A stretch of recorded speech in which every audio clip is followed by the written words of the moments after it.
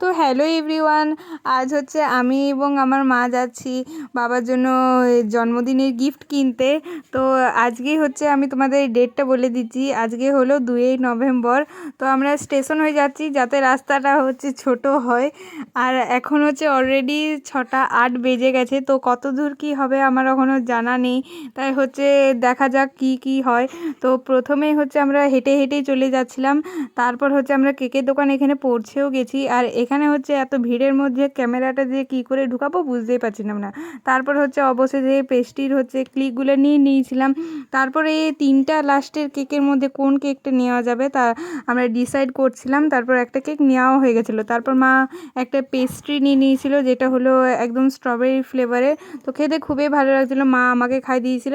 তারপর আমরা হেঁটে হেঁটে টোটোয় করে একটা টোটোর খোঁজ পেলাম, তারপর আমরা টোটোয় করে বাড়ি চলে গেলাম। বাই।